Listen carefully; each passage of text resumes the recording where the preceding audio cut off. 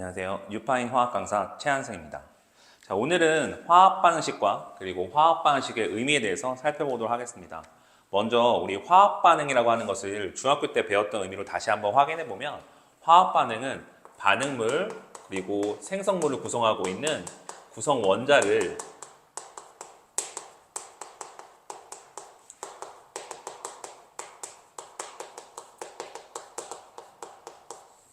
원자 사이의 그 결합을 끊어버리고 새롭게 결합을 형성하는 것을 우리가 얘기를 하고요.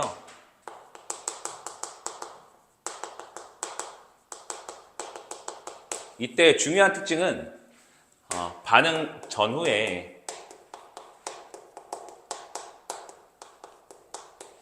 원소의 종류와 그리고 수가 변화가 없다는 거, 이걸 통해서 우리는 화학 방식을 만들어 보고 그리고 이 화학 방식의 의미를 우리가 한번 확인해 보도록 하겠습니다. 먼저 화학 반응식을 크게 세 단계를 통해서 만드는 방법을 알아볼 건데요. 첫 번째는 화학 반응식 반응물과 그리고 생성물을 화학식으로 표현하는 게 첫 번째입니다.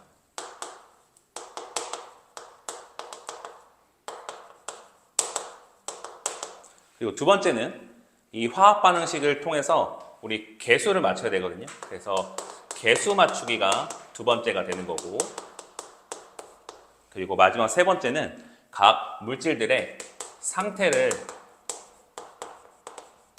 표시하는 거, 이렇게 세 단계를 통해서 우리는 화학 반응식을 한번 완성해 볼 거예요.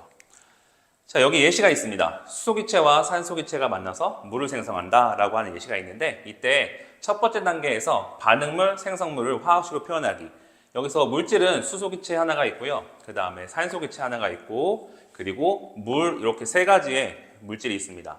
수소기체를 화학식으로 표현해보면 수소기체는 H2라고 우리가 화학식으로 쓸 수가 있고요. 마찬가지로 산소와 물을 각각 표현해보면 산소는 O2, 그리고 물은 H2O로 우리가 표현할 수 있어요.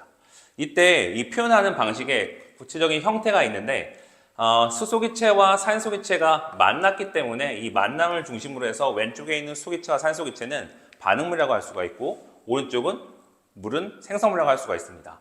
이렇게 반응물과 생성물 사이를 우리가 화살표로 구분해 보고요. 그리고 반응물 혹은 생성물의 물질의 개수가 두 종류 이상이라고 한다면 이 플러스를 통해서 우리가 구분해 주는 형태가 첫 번째 단계입니다. 그 다음에 개수의 맞추기는, 이 개수 맞추기가 우리가 화학 방식 만들기 위해서 가장 중요한 내용인데, 이것은 우리 화학 반응의 특징인 화학 반응 전후에 원소의 종류와 수가 변화가 없다라고 하는 이 원리를 이용해서 개수를 맞추는 방법이 되겠습니다. 먼저 반응물의 종류를 보면 구성원소가 수소가 있고 그리고 산소가 있고요. 그 다음에 마찬가지로 생성물도 수소와 산소로 이루어져 있어요. 이때 반응 전후에 각각의 종류와 개수가 같아야 되기 때문에 여기 화살표를 기준으로 왼쪽에 있는 반응물의 수소의 개수, 그리고 산소의 개수, 그리고 화살표를 기준으로 오른쪽에 있는 생성물의 수소의 개수와 산소의 개수를 우리가 한번 맞춰보도록 하겠습니다. 먼저 수소를 보면 수소는 지금 H2에만 있고요. 수소는 여기에 두 개의 원자가 있습니다. 그리고 오른쪽에 있는 H2O에는 수소가 마찬가지로 두 개가 있어요. 따라서 수소의 개수가 반응물과 생성물에 동일하게 들어있기 때문에 이 수소에 들어있는 이 개수는 동일한 개수값을 갖는다라고 여러분 생각하시면 돼요. 왼쪽에 있는 것이 1이면 오른쪽에도 마찬가지로 1, 왼쪽에 있는 것이 2이면 오른쪽에 있는 개수도 2라고 생각하시면 됩니다. 자, 그러면 산소를 한번 맞춰볼까요? 산소를 보면 산소는 반응물에 두 개의 수소 원자가 있고요. 그리고 생성물에는 하나밖에 없어요.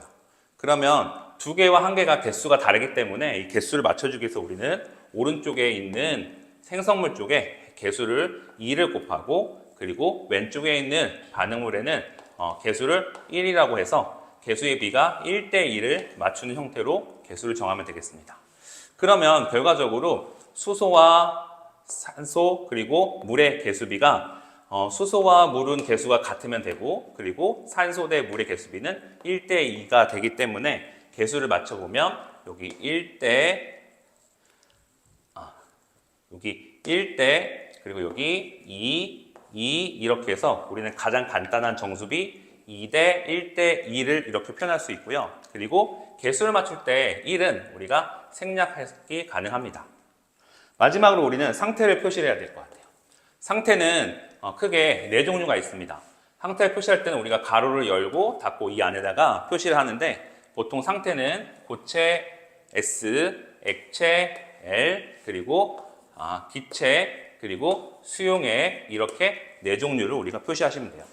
여기서 보면 수소 기체가 산소 기체와 만나서 물을 생성했기 때문에 수소 기체는 기체가 되는 거고요. 산소 기체, 당연히 기체, 그리고 물은 액체 상태로 우리가 표시해 주시면 돼요.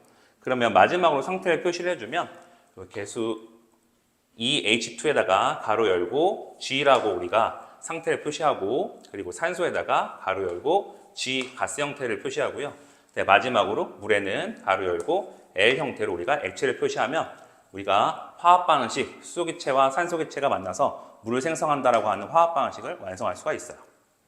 이런 화학 반응식을 완성하는 게 최종 목적은 아니고, 결국 이 화학 반응식을 완성해서 우리는 무엇을 할 거냐면 이 화학 반응식이 갖고 있는 그 의미를 우리가 활용하려고 이 화학 반응식을 완성하는 겁니다. 자, 그러면 화학 반응식이 갖고 있는 의미는, 가장 중요한 거는 결국 화학 반응식을 완성했을 때 이 개수를 통해서 우리가 여러 가지 정보들을 알 수가 있는데, 여기 나열되어 있는 것처럼 첫 번째는 물질의 양에 대해서 우리가 알 수가 있어요. 그래서 물질의 양 혹은 물질의 몰수를 알 수가 있고요. 그 다음에 이 물질의 분자의 수도 우리가 알 수 있습니다. 그리고 때에 따라 다르긴 하지만 그 물질이 기체인 경우에는 우리가 부피비도 알 수가 있고요. 그리고 마지막으로 물질의 종류에 따라서 각각 다른 질량비도 우리가 알 수가 있습니다. 자, 예를 들어 보겠습니다.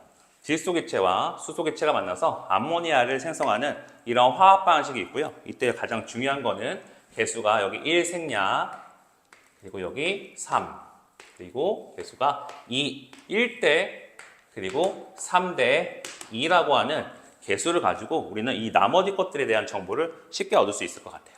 첫 번째는 반응물과 생성물의 종류. 여기 화학식으로 표현되어 있기 때문에 이 반응물은 질소라는 사실을 알 수가 있고, 이 H2는 마찬가지로 수소기체, 수소라는 걸 알 수가 있고요. 그다음에 마지막으로 NH3는 우리가 암모니아 기체라는 사실을 알 수가 있고요.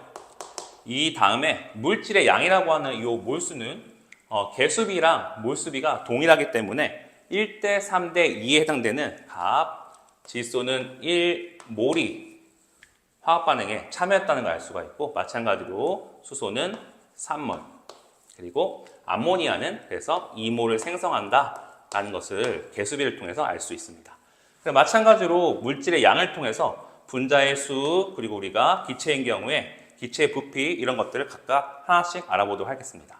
먼저 분자의 수는 우리가 몰수에다가 아보가드로 수라고 하는 Na 값을 곱해서 우리가 구할 수 있었습니다. 따라서 1몰이 갖고 있는 분자 수는 1 곱하기 Na-개, 그리고 수소기체는 3몰 곱하기 Na-개, 그리고 마지막으로 암모니아 생성물은 2 곱하기 Na-개.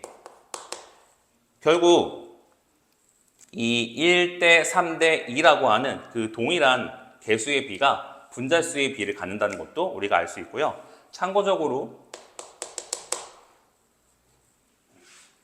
이 Na 값이라고 하는 아보가드로 수는 우리가 앞에서 배웠던 것처럼 6.02 곱하기 10의 23제곱 개라는 사실을 여러분들 알아두시면 좋을 것 같아요. 자, 세 번째, 기체의 부피에 대해서 알아보도록 하겠습니다. 기체의 부피 같은 경우에는 0도씨 1기압이라고 하는 전제 조건이 필요하고요. 그리고 이 기체의 0도씨 1기압은 1몰일 때 22.4리터라고 하는 특정한 값을 가져요.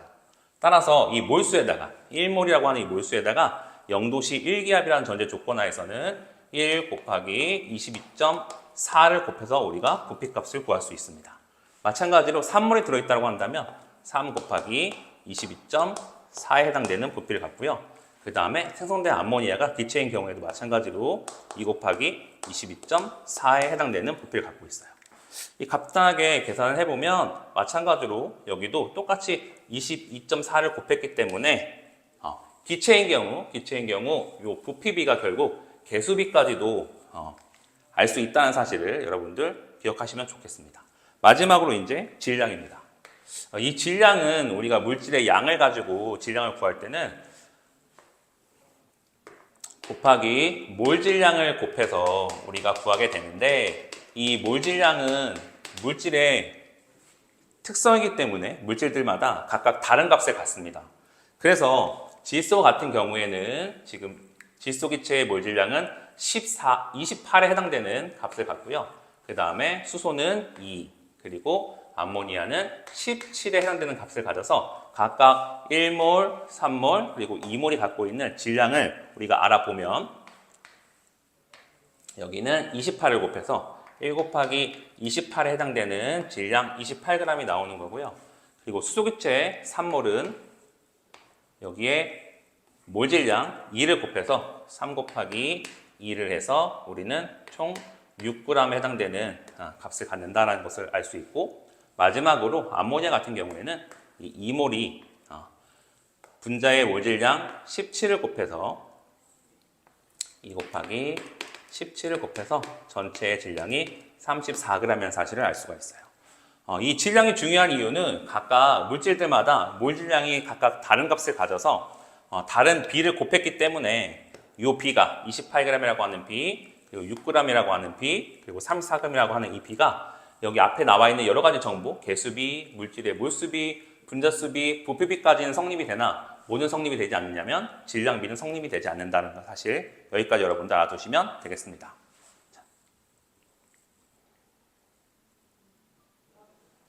자, 여러분들 다음 시간에는 오늘 배운 화학방식과 화학방식의 의미를 활용해서 여러 가지 화학방식에서 물질들의 몰수, 그리고 분자수, 그리고 부피, 그리고 질량의 관계를 실제 구해보는 시간을 가져보도록 하겠습니다. 감사합니다.